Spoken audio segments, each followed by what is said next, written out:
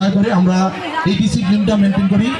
আমাদের মাঝে এসে উপস্থিত হয়েছেন আমাদের সকলের প্রিয় রূপগঞ্জের আশা আকাঙ্ক্ষার প্রতীক, রূপগঞ্জের লাখো মানুষের নয়নের মণি, জননেতা জনাব মুস্তাফিজুর রহমান ভূঁইয়া দিবু ভাইয়ের সহধর্মিণী জনাবা ইয়াসমিন ভাবি। এই তোরা অতিরিক্ত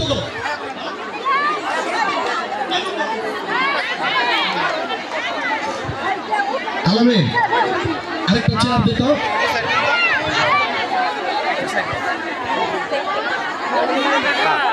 একটু কাকা একটু সাইড দেন বোন, একটু সাইড দেন।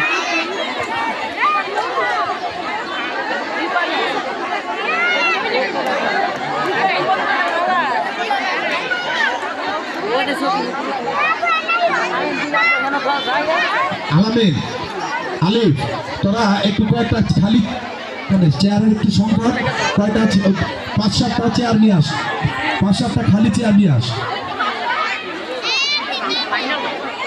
আমরা যারা মা বোনেরা স্টেজের সামনে আছি দয়া করে আপনারা এখান থেকে একটু ভিতরে চলে যাই।